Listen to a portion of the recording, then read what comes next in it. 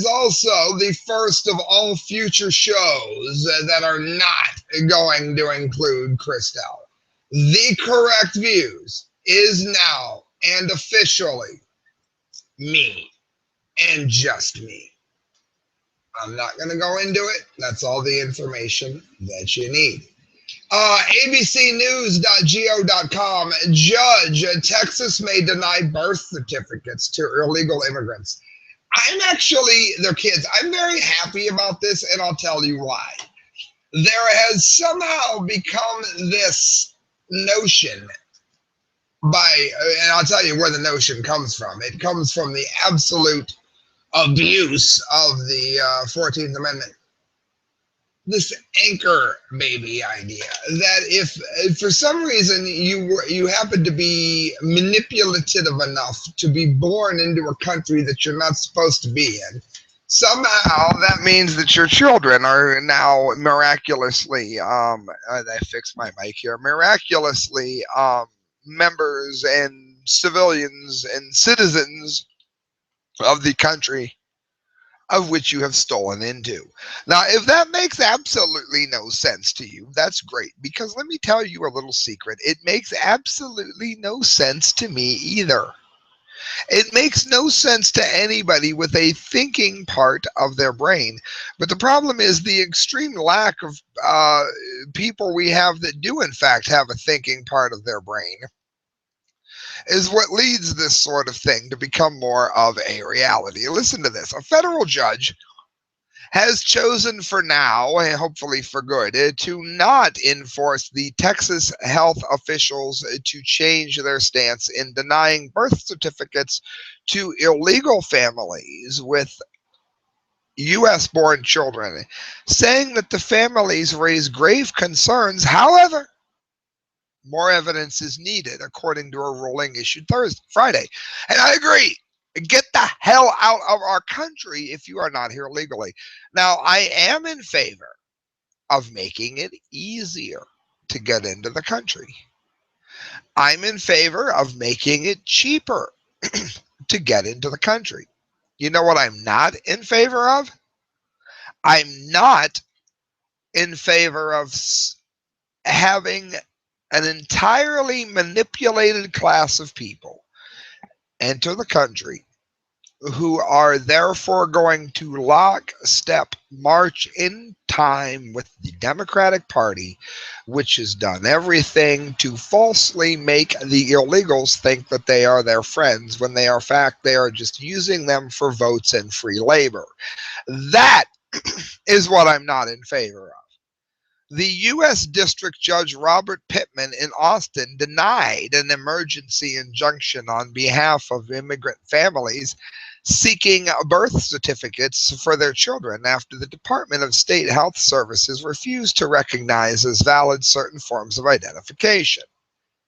The family's lawyers have asked that the judge intervene, saying that the children's right to health care, travel, and schooling, along with parental rights, are being harmed. Let me go ahead and put this out there. Maybe the child of an illegal immigrant is not entitled to free health care before the person who is already born in the country gets their health care. The way we have it set up right now is if you are born in America, you have to try to find some way to afford Obamacare, which you can't afford. Believe me, you can't. I know I can't either. You have to find a way to afford Obamacare. Aw. Or you are a criminal and you're going to get fined like $700 on your taxes, like Christelle is going to make sure happens to me at some point. But you can't, by the same token, be an illegal immigrant and in that situation. Because if you're an illegal immigrant, then automatically you are already entitled to everything free which could possibly happen. Now, I have no idea exactly how that is, but that is what they're trying to push here, just to be clear. That issue is the acceptance of identification cards known as Matriculas Conservadas, issued by the Mexican consulate to citizens living and working in the U.S. It goes on that lawyers for the families contend that prior to 2013, they were able to present these documents as well as foreign passports without U.S. visas in them and obtain birth certificates in Texas. The judge said in his ruling that attorneys had not shown that health officials had improperly focused on or excluded these documents. The judge also questioned the integrity of the information behind the consulate identification cards and passports. He was saying that a birth certificate is a vital and important document. As such, Texas has a clear interest in protecting access to that document. In other words, I have absolutely no idea where in the world Texas is right now, because they are the state that is begging for permission to draw your blood at will as they see fit, and they somehow don't find that to be a threat to your Fourth Amendment rights. And yet, they're on the right side of things here. Just because you snuck into the country does not mean that your son or daughter is immediately a citizen. He and you needs to go back to the damn country that you came from until you get in legally, which again, I think should be cheaper. The judge was not dismissive of the family's arguments, but they were being harmed by being denied their birth certificates for the U.S.-born citizens. In other words, he's just questioning the legitimacy of trying to rape everybody else into this belief that because you snuck into the country, you're somehow supposed to stay here, and you, in fact, are not. So leave. SHTFplan.com billionaire says commodity returns will be spectacular. He says you've suffered through the pain. Why not hang around for the gain? Friends, I, for one, am very, very happy to see this being something that's becoming a reality, because I have said for a very long time that what you're seeing here is an artificial holding down and taming down of the commodities market. Do you realize that we are paying as much for gold now as it cost pretty much to bring it out of the ground as I speak here at 10/20/2015? How is it you're only paying what it costs to bring gold out of the ground when historically, and this can be proven by looking at any chart, really, I mean, the chart could have been made by an idiot. It's still going to show you that gold has always made money. So how is it that it's been all but losing money recently? Well, listen to this. Max Slavo, if you've been paying attention the last few years, you have no doubt noticed that commodities are in a serious bear market. Nowhere is this more notable than in the Toronto Stock Exchange Venture Index. Once a haven for booming resource firms, the index has seen an unprecedented 85% decline.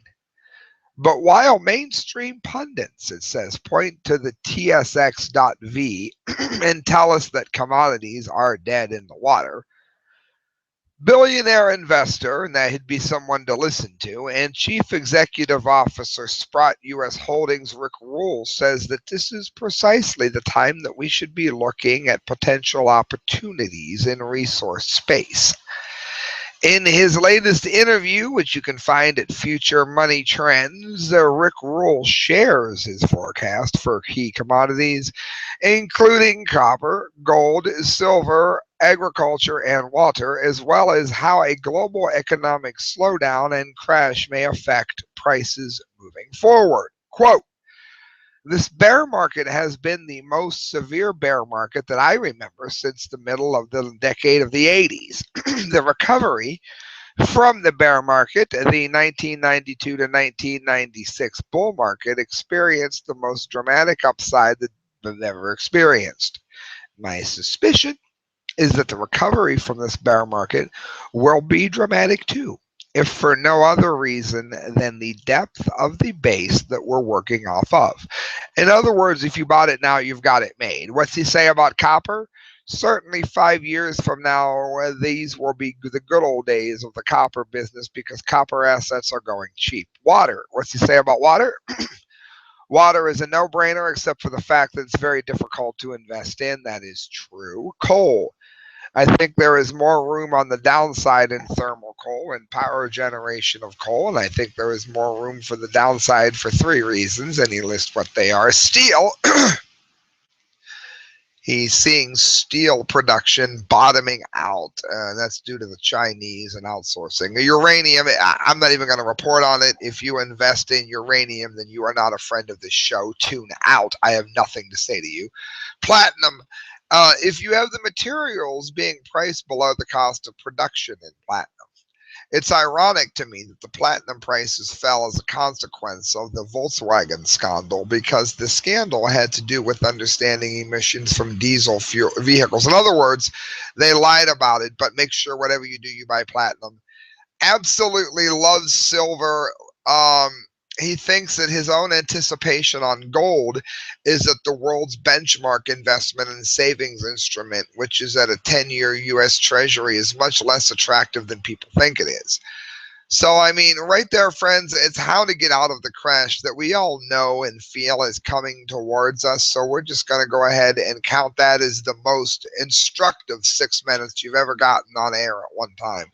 Let's face it, there is no behind the scenes, Queen, and there is no fact cam. So, I got to do it right and do it quick.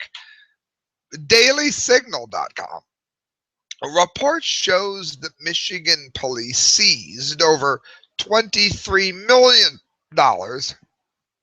in property and cash last year. Listen to this. Last month, as the Michigan Senate debated a host of reforms to the state's civil asset and forfeiture laws, the Michigan State Police released its asset forfeiture report, the annual publication required by state law that details Michigan's drug-related forfeiture activities. The report aggregates data from 629 local police departments. So what is it that I'm actually talking about here?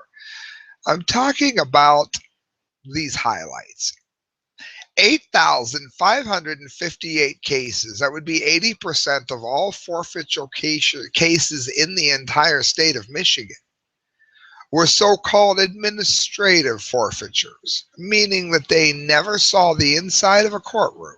Instead, a law enforcement agency, often the agency that made the initial seizure and who stands to gain financially from it, acts as judge, prosecutor, and jury all in one. The number one forfeiture target, it says, in Michigan is cash. In other words, cops legally stealing your money, at least legally if you happen to be part of the World War II Hitler mindset, which we now have in this country.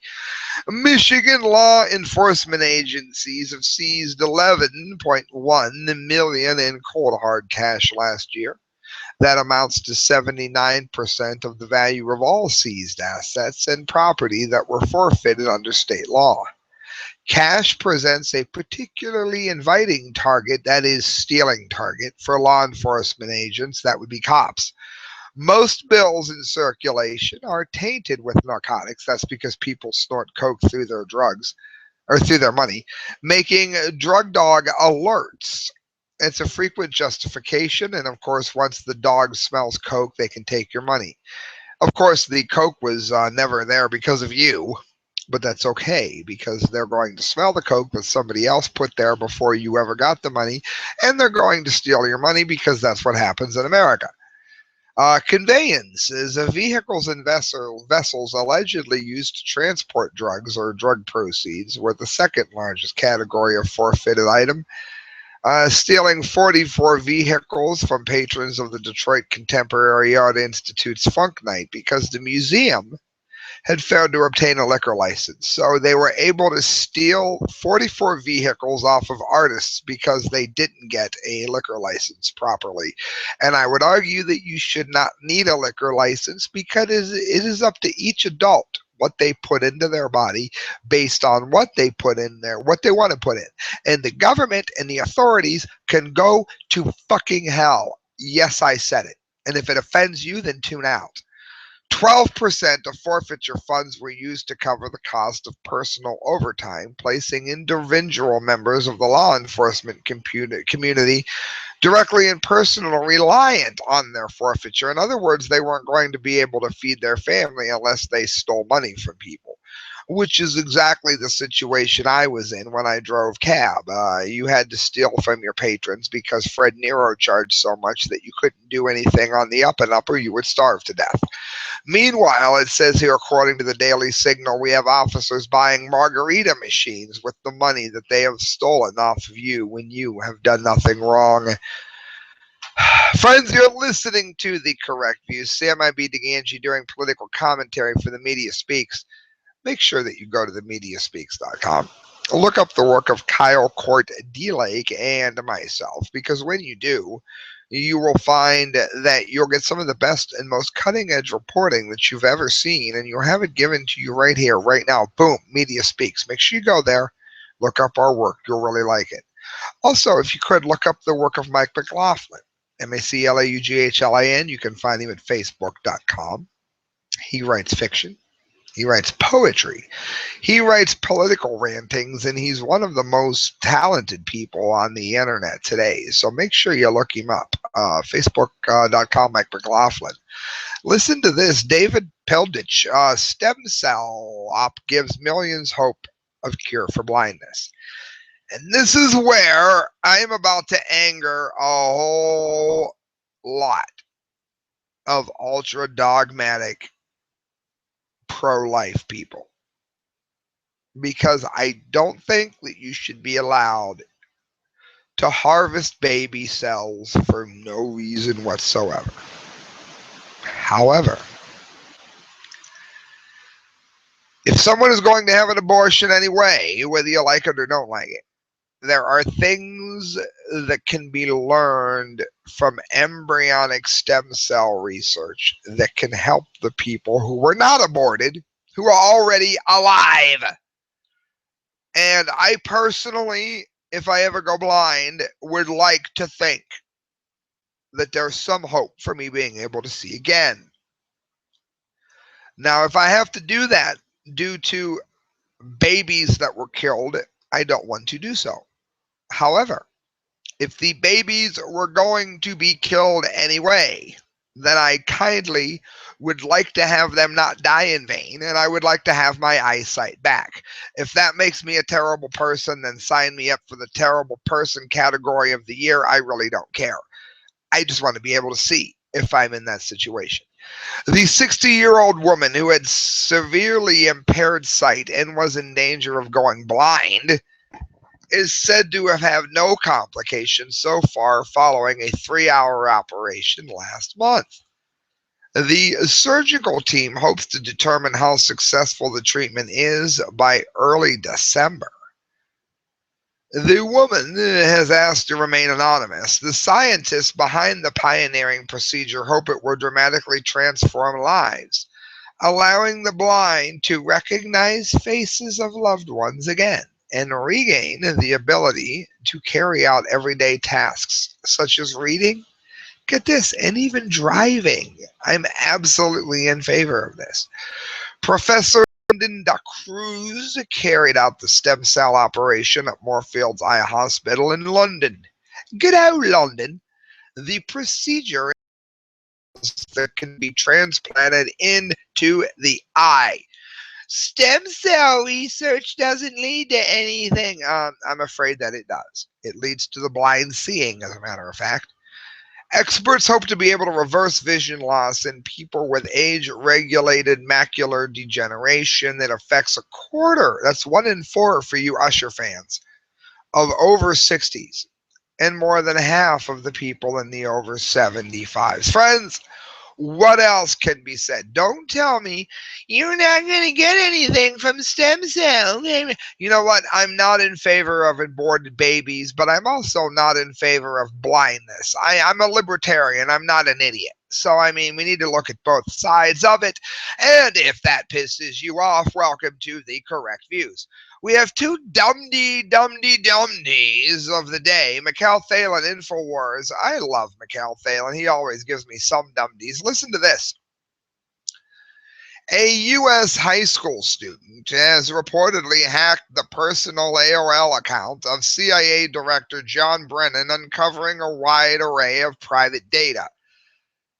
Let me pause here because we have two dumbasses in one story.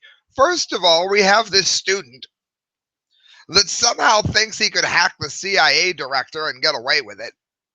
Second of all, the John Brennan, the director of the CIA, who gets the ultra big dumdy of the day, is sending out private information over America online.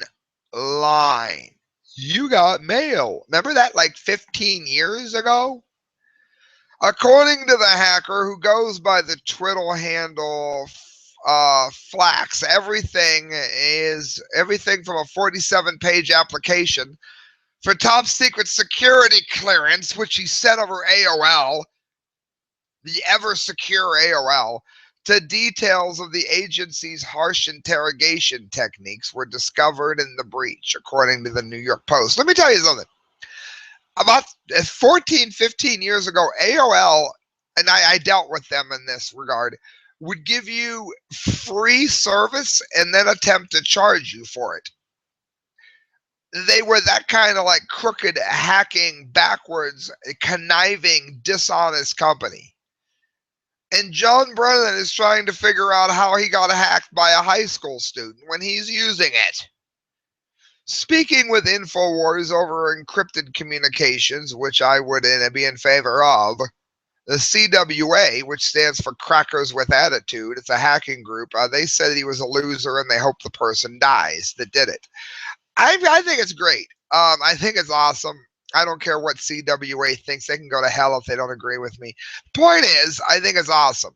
After threatening to release information from the hack, CWA posted a spreadsheet online Monday that appears to include the Social Security number and private email addresses of multiple high-level government employees, including Brennan. That's what you get for being an absolute idiot, Brennan.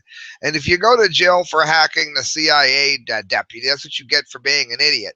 And that, friends, brings us to the dumdy of the day. Oh, yeah, there it is. You hear it. The dumdy of the day.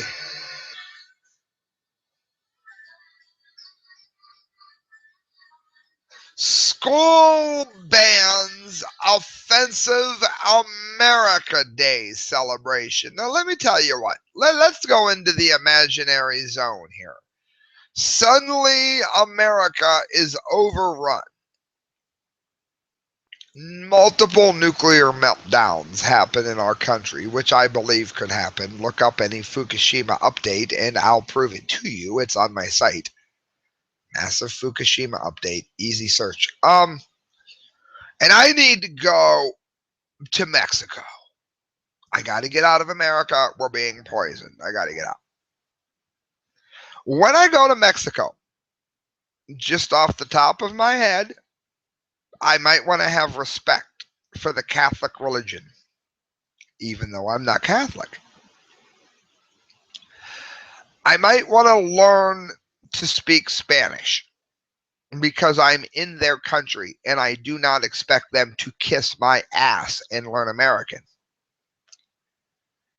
I might want to do certain things that would imply that I am becoming part of the Mexican population, right? I mean, that's just common sense to me. Well, not to everyone. It seems that if you're in America, quite possibly illegally, you should be allowed to dictate how the country runs and how they celebrate their own holidays. And if they don't like your point of view, then all of America should shut up because you are here. Listen to this. School administrators in Wyoming announced the cancellation of a 2015 America Day celebration last week after the event was deemed offensive and unsafe.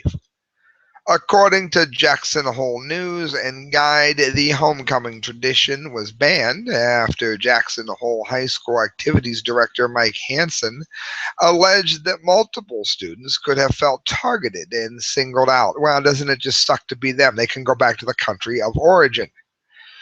Says many different students could have felt singled out, Hansen said. Maybe they moved here last week. Maybe they moved here last month. Good. If they don't like it, then they can get the hell out. I'm glad they stayed less than a month. Who's with me? Local news speculated that the decision may have been linked to the school's large Latino population, although no specifics were given by administrators.